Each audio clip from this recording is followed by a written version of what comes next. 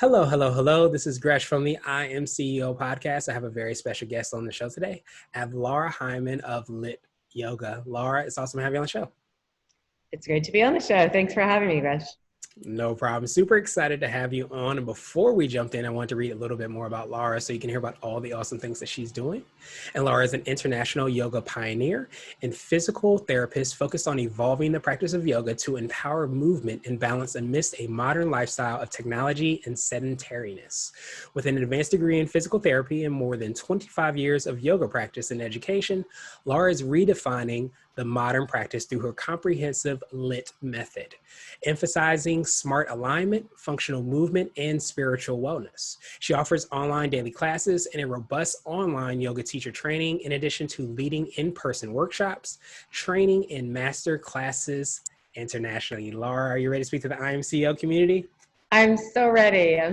Thanks for that intro. No worries. Thanks for doing so many awesome things. And before we kind of fully jumped in, I want to rewind the clock a little bit, hear a little bit more on how you got started. Could you take us through what I call your CEO story? We'll let you to get started with all the awesome things you're working on. Yeah, I think I'm one of those accident CEOs. Maybe there's a lot of them. I think there probably are. Where I had a great career as a physical therapist, was working in what would be considered like corporate, for-profit world. And simultaneously, I'd always been a fitness instructor of some sort and also very athletic. I started teaching and practicing yoga about 25 years ago. And what I noticed as time went on was there was a gap in the teaching of yoga. In other words, like there was very inconsistent quality. And a lot of it had to do with what I saw is this huge just burst of yoga on the scene. 25 years ago, it wasn't a lot. And then all of a sudden, everybody started doing yoga. They had yoga teacher trainings. And these trainings were really not setting people up for good success as real instructors of movement in the body, just like very little movement education. And that led to a lot of teachers who don't really know much about the body, even though they're teaching movement for the body, in the majority of yoga classes. So I saw this real gap, and I felt like it was my calling. It was almost like I was dragged, but it was unwillingly. I didn't really want to start a movement but you see a gap and your passion is there. And I just saw a real calling. I had a calling. I was like, I've got to teach people how to teach yoga from this place of knowledge. And you don't have to be a physical therapist, but when you know something really, really well, you're able to distill it into parts that people understand. And so I knew that I had a gift of doing that. And so I just started a teacher training. And then I was like, well, I got to start a studio because I'm going to have all these teachers. And it just kind of snowballed from there. And that was about almost 10 years ago that I started the whole ball rolling, creating a method, because the way I teach yoga is its own method based on a physical therapy background. So I like probably other CEOs, started learning stuff, not having a business background, and being like, oh, I got to have a business plan. I got to have this. I got to have this, like I'm taking money. I knew that what I was giving was a quality product, but there's a lot more organization needed to that for growth. So I just started reading, everything I could about marketing, talking to people.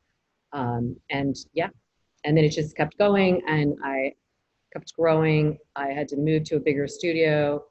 Then I saw that people that weren't in my area, I'm in Princeton, New Jersey, wanted to learn this style, but couldn't take 3 weeks out of their life and come and study. So I created an online teacher training, and I also created online classes. And now we have people that are taking classes in over almost 70 countries around the world. And so, it really started with this just compulsion to want to spread good movement knowledge, not necessarily wanting to be a business person, but I've really enjoyed it.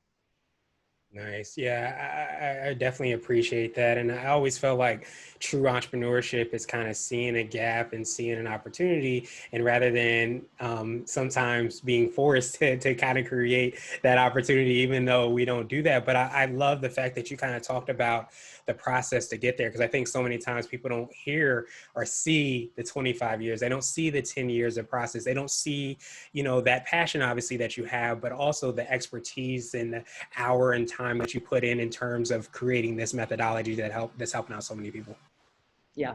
And I think the other thing is that, I'm in a position where I'm really successful now, but it's not measured to me. Of course, financially, it's great, but it's measured to me that I have successfully been able to get this message to, many people, and that they have then felt empowered by it. And that many people, like, it's like, pass it on type thing.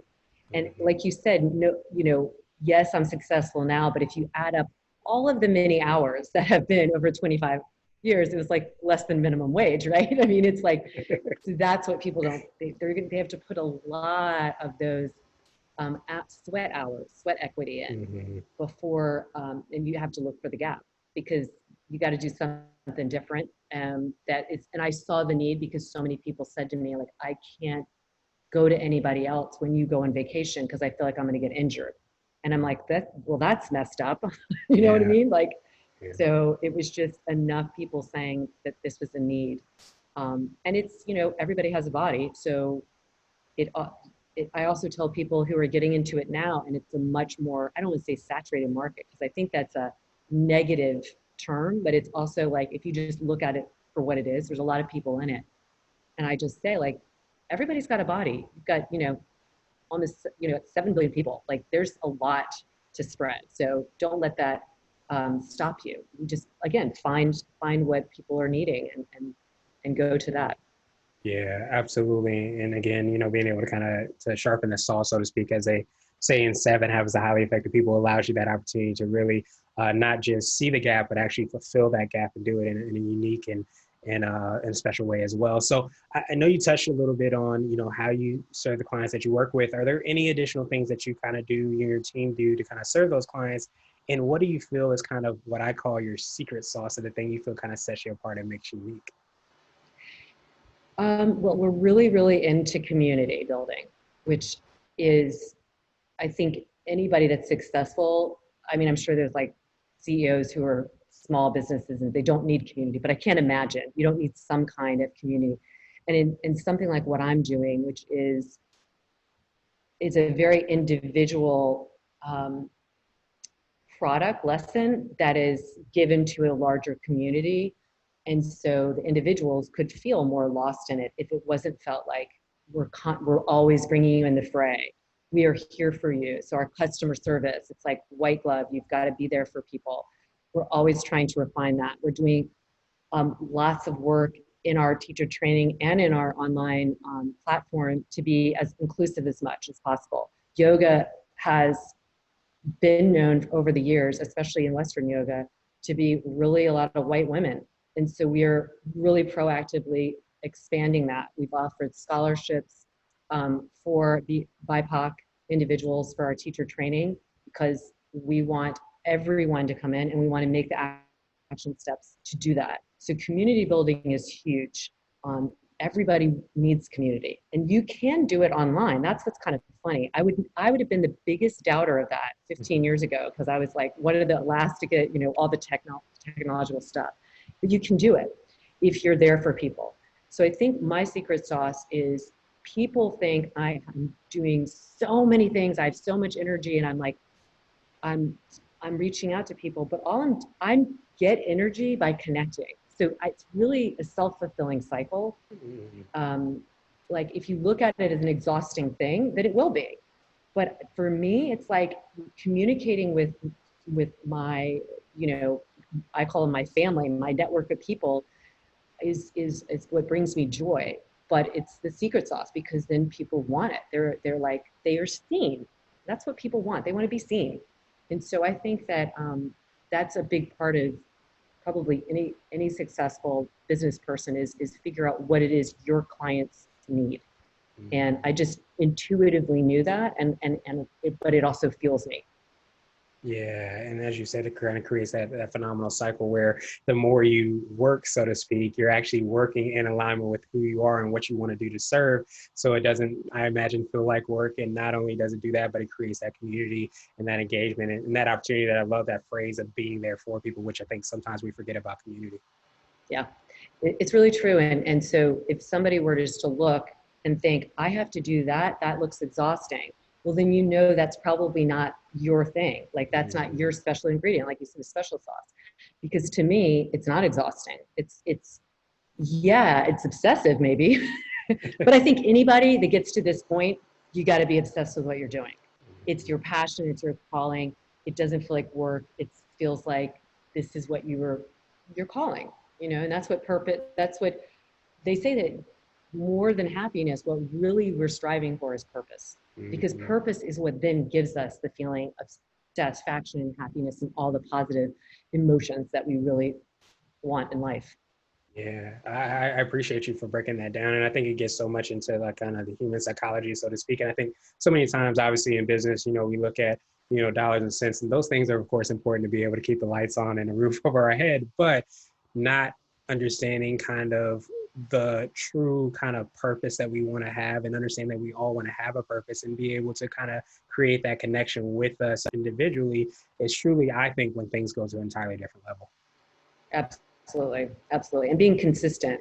Just again, if you connect heart and head and are consistent in and in what you believe. Like there were moments where early on I was doing something that was quite different in the yoga world, and some yogis were like, resistant, and that's also probably a sign that you're doing something well when people are resistant, because that means you're doing something a little novel, a little different, a little like risky, but it's making somebody curl up a little bit and like, whoa. And that's when you have to really put your heels in and be like, I'm going to stick to this. I'm not going to just do what's easy, which is like what everybody else is doing. I'm not. So that's the consistency pays off.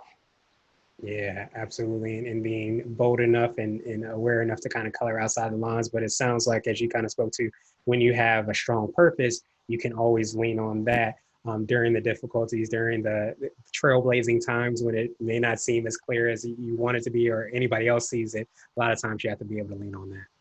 Yeah, absolutely. Awesome. And that's So, where, yeah, go ahead. Go ahead. No, I was just going to say, and that's where, again, having more tools in your toolkit, knowledge is huge. I'm not saying everybody has to have academic knowledge, but you need to have, you've got to go the extra mile. You can't just do the minimum, and you can't just do the maximum. You got to do over, because that's when you can articulate really well why this is ultimately the best thing, because it's not just like, I think it's the best because I know it because of X, Y, and Z. So it's really armor yourself with all the information as well. Yeah, that's extremely powerful. It's so funny you said that, because I was going to switch gears and I wanted to ask you for one of those tools. I call it a CEO hack. So what might be an app, a book, or a habit that you have, something that makes you more effective and efficient and add to your toolbox? Well, for me, my habit of taking care of myself as like a non-negotiable is, it's completely the reason I'm here and doing. I just taking good care of myself, my body, what I put in my body, how I feel myself, my energy. It's everything, because so much of what I do is based on my creativity, which is based on like really clear headspace and having like fully engaged. And if I didn't take care of myself, which is, it's weird if somebody's in a kind of body movement, but a lot of people can let it slide. And that is just a non-negotiable no matter what. And then when you say habits, like no matter how I feel, I will move, because I'm so hardwired, that feedback loop is there. I know if I start moving a little bit, I will at least feel better.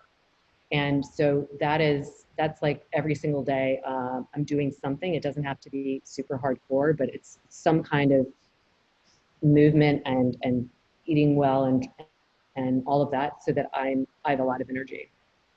Yeah, that's extremely powerful thing. It's so funny. Like I want to say about a year or two ago, I have like a theme every year, and my theme was, keeping your cup full, because I think it's almost near impossible to really give and give on a, I guess, a creative level, as you kind of spoke to, but definitely on a powerful level if your cup is full. So making sure to put on that oxygen mask and do those things helps out so much in being able to creatively problem solve and be creative with solutions and things that you're doing, but also in terms of being able to kind of truly make an impact and serve your clients.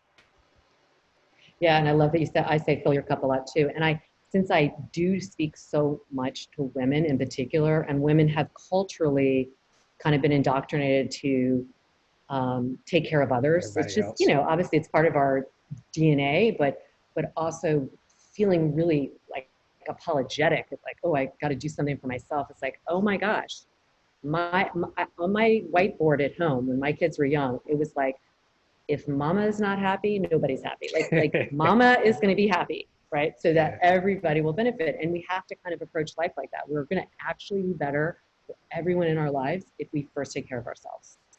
So that's definitely a non-negotiable for me. Yeah, and that's a phenomenal non-negotiable, and I think kind of it sounds like you said. Definitely correct me if I'm wrong, but it kind of sounds like shifting that mindset. And I think so many times we forget that when we are able to fill up our cup, not only are we able to help out many other people, but we're able to help them out on a lot better level than we would have if we were kind of pulling from something that isn't there. So I think it's also giving us the opportunity to really give and give on a greater level when we're able to do that. Absolutely. And I think that's really another purpose for all of us as humans is really to be of service. And I speak a lot about that as well, is that we do this so that we are strong and we are healthy and we are energized so that we can be a better service. Because if you're always going to that place of kind of giving, you're probably not giving fully because you're not coming from a place of like a full tank. So it is all about, ultimately, that's where we get our fulfillment is in service. Yeah, absolutely. I think going back to that purpose and understanding how we're able to that manifests itself in what we're doing sometimes on a daily basis. So I wanted to ask you now for what I call a CEO nugget. So this could be a word of wisdom or a piece of advice. It might be something if you were to hop into a time machine, you would tell your younger business self. Oh my gosh, there's quite a few things. Well, I'm a people pleaser. So I would say to myself early on, and some of this is age, but I do think like if somebody had said to me, like, you're not going to be, not everybody's going to like you and be okay with that. Like I think that some decisions that I've made or hiring people and things I've been so like in my heart about it. And it wasn't always like the best choice. And I just was like, oh, my best friend says it's my kryptonite is that I see the good in everybody. And she's like, let me tell you, that person's not like, she's kind of like the voice, like, why did you hire that person? So I'm grateful I've had her because she has been that kind of inside of me. But I would say that a nugget would be, I think you're leading something, you're growing something. Not everybody's going to love it. Not everybody's going to love you. And if you're somebody like me that has, you know, just conditionally wanted to be like nice to everybody and have everybody like receive me well, um, that would have been a hard nugget to swallow, but really important one. Like, it's okay. Everybody's going through their own thing and they just might not like you and they might not like your product and they might not like your message or whatever, but don't be offended by it. Just keep going. So that would be one big thing. And that really goes into like hiring people as well. When they say something like hire slowly and fire faster or something like that, I think there's really, I haven't had many instances where that would have been true, but I think that whole like not wanting to, like, I hired some people just because I wanted to give them a job. Like I was being nice. And it's like, no, hire somebody because they have good skills. Yeah.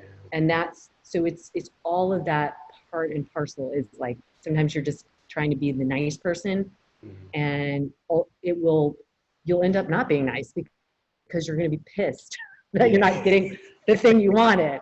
Right. So I think it's just like, be okay with not everybody liking you or your product or your mission. And then also hire people who are going to help you specifically because they have the skill sets, not because they're just good people and they're going to learn on the job. Like they should have learned some of that somewhere else. Yeah, those are kind of big ones, I would say. And also just like, know how to do a business plan. Right.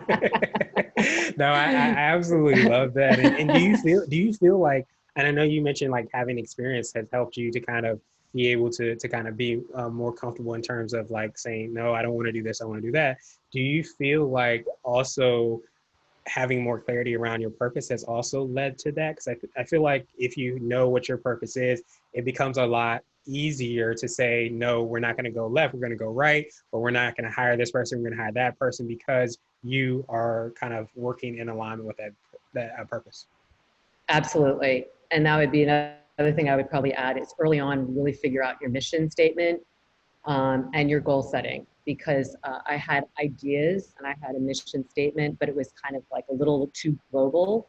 And the more you get that specificity of really what you want to achieve, then, like you said, it's easier to hire the people. We have at this point a very specific mission statement. I have a COO, I have a team now who are amazing at their individual jobs. And it allows me to be like the creator and the kind of like a little bit, nutty professor that I am. I'm not going to be like the grand organizer. And so I think it's really important to know that early on and be able to feel really comfortable, handing the reins over for some of that to someone else, unless that is like in your toolbox. My creativity and my knowledge and my personality is way stronger than my ability to organize people and the whole organization itself. Yeah, that's extremely powerful. It's so funny. You hear that a lot of times with CEOs, especially especially their founding CEOs, because a lot of times they're very creative. They come up with these solutions, these problems. And then as the business starts to grow, a lot of times they get kind of pulled away from, I guess, their zone of genius, so to speak. So being able to have that team in place, whether it be a friend letting you know who to hire or not, or obviously, as you spoke to, being able to kind of have each of the people in the right seats is so important as far as taking everything to another level. So important. It really, Awesome. I have such a great team now that I'm super grateful for. And they know that. They're like, we're doing everything so you can just be you. And Yeah. that's exactly what you aim for. It took a while to get there, but now I'm at that place. Yeah, that's an exciting place to be for It sure. is. Oh my gosh, it's so nice. And so now I wanted to ask you my absolute favorite question, which is the definition of what it means to be a CEO. And we're hoping to have different quote unquote CEOs on this show. So Lara, what does being a CEO mean to you? CEO is, I just think I'm a leader, a pioneer. And it's like a part of the car, that is really important, but can't drive the car, like the car can't work on its own. So it's the brain of the organization, but you've got all the other parts too. And the brain is, when I talk about movement, I'm like, we create movement in our brain first before it's put into our body. So I think the CEO is the brain. I'm definitely the brain. I'm the vision. And without it, it would just be a bunch of parts that could move, but the brain is going to actually take it all to the different stages. So that's to me, like, and actually I use that example all the time when I talk about the body and the different parts. I'm like, the CEO is the brain. It's like, you don't go up and bother the CEO about like making coffee, like somebody else Mm-hmm. is doing that, right? Mm-hmm. But and that's when all the other parts are working well, the entire organization is just so like moving and grooving, and you don't even think about the brain per se. It's just all just like amorphous unit. So, but the brain is without it, be pretty screwed. So Yeah, absolutely. And yeah, I love that kind of visual and understanding kind of the brain and how it has awareness of each of the different aspects, each of the different parts that you spoke to, but isn't necessarily doing all of the parts, isn't necessarily making the coffee, isn't necessarily, doing the organization or all of those things, but having awareness of how all those pieces fit together and how it goes on and where it's going to go is just extremely important. yeah, yeah. Awesome, awesome, awesome. Well, Laura, I truly appreciate that definition. I appreciate your time even more. What I wanted to do is pass you the mic, so to speak, just to see if there's anything additional you want to let our readers and listeners know, and of course, how best they can get a hold of you and your team and find out about all the awesome things you're working on.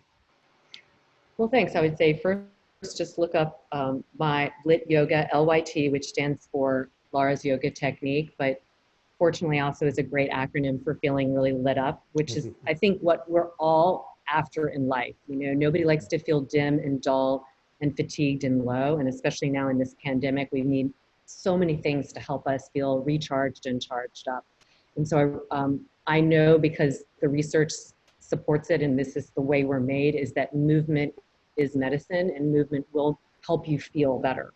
But movement, not all movement is equal.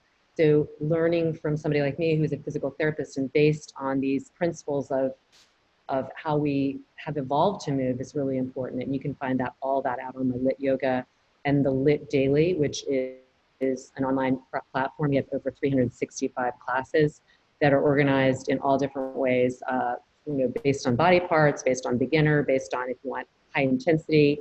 And there's a 2-week trial, so you can try it out and see. Like, even if you've never been exposed to yoga, I've had so many, I work with professional athletes around the world who are not into yoga, but they love this because it's a kind of different type of yoga. Because yoga is really about raising consciousness, and that's like being awake, being lit up. So that's what it's all about. So you can find me there. You can find me on Instagram. I do a lot of little sequences and drills there, and nuggets of movement wisdom and other stuff too. I'm also a chef, natural food chef, so I talk about that a little bit. And my Instagram is Lara, Lara Heimann, Heimann. And I have teacher trainings and all that, and I always love expanding our circles. So please come into it, and I'd like to help everyone feel and move better. Nice. I absolutely love that. And I appreciate you for sharing all that with us. We will have the links and information in the show notes as well too, so that everybody can follow up with you. But I appreciate that last kind of nugget, so to speak, where understanding how important movement is and what it can do to kind of create that environment, create that higher consciousness as well too, is so important, and be able to kind of be aware of that, but also obviously take the actions and do it in a safe and knowledgeable way, as you're able to do as well too, is definitely so important. So I appreciate that, and I hope you have a great rest of the day. Thanks, you too. Thanks for having me. I really am honored.